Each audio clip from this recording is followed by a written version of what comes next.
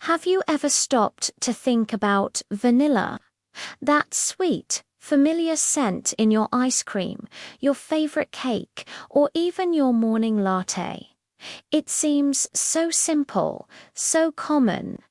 But what if I told you that behind this everyday flavor lies a secret history of ancient gods, daring explorers, colonial empires, and a young boy whose ingenuity changed the world forever?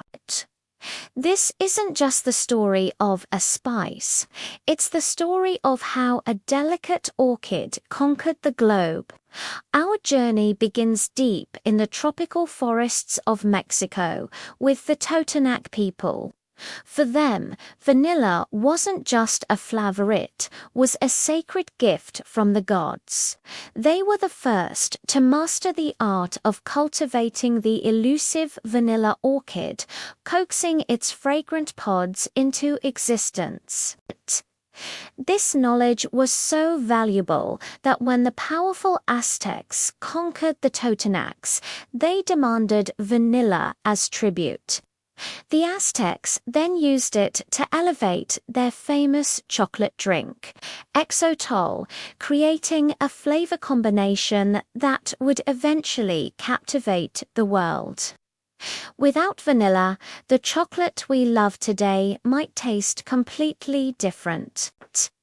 For centuries, vanilla remained a secret held close by Mesoamerican cultures. That all changed when the Spanish conquistador Hernán Cortés arrived. Along with shiploads of cacao, he unknowingly brought vanilla back to Europe. At first, the Europeans weren't sure what to make of this strange, fragrant pod. But soon its intoxicating aroma wafted through the royal courts and aristocratic kitchens, and vanilla became the ultimate symbol of luxury and wealth. It was exotic, expensive, and incredibly difficult to get. You see, the vanilla orchid is a picky plant. Its flower blooms for just one day, sometimes only a few hours, and needs to be pollinated in that tiny window to produce a pod.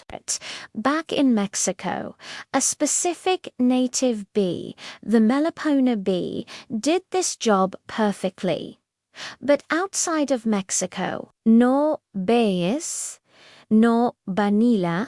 For over 300 years, every attempt to grow vanilla in Europe, Africa, or Asia ended in failure. Spain held a complete monopoly on this precious spice, and the world had no choice but to pay its price. The secret of the orchid seemed unbreakable.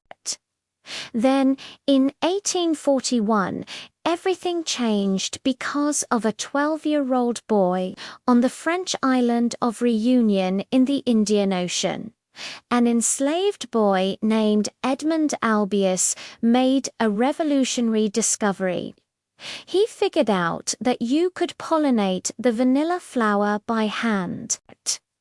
Using a small stick or a blade of grass, he developed a simple yet brilliant technique to lift the membrane separating the male and female parts of the flower, effectively doing the bee's job. It was a moment of pure genius that history has often overlooked. Albius's method cracked the code. Suddenly, vanilla could be grown anywhere with the right climate. His discovery sparked a global vanilla rush. Plantations sprang up in Madagascar, the Comoros Islands, Tahiti, and beyond. Madagascar in particular, with its ideal humid climate, became the vanilla capital of the world, a title it still holds today. But this global expansion came with its own set of challenges. The industry became vulnerable to devastating cyclones, volatile market prices, and the incredibly labor-intensive process of curing the beans. Each pod has to be hand-picked, blanched, sweated, and dried for months to develop its deep, complex flavor. It's an art form passed down through generations. As vanilla traveled, it wove itself into the fabric of different cultures. In France, it became the soul of crème brûlée and patisserie. In the United States, it became the undisputed king of ice cream flavors. In Asia, it found its way into exotic teas and modern desserts. Vanilla wasn't just a commodity anymore. It was a cultural chameleon, adapting and enhancing culinary traditions wherever it went. It carries the whispers of its ancient past and the stories of every hand that has tended it. Today, most of what we taste is synthetic vanillin, a cheaper and easier to produce alternative.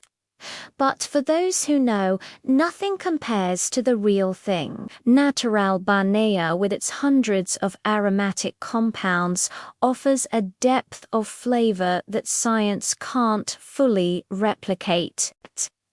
It's a testament to the journey from a sacred flower in a Mexican forest to a global sensation.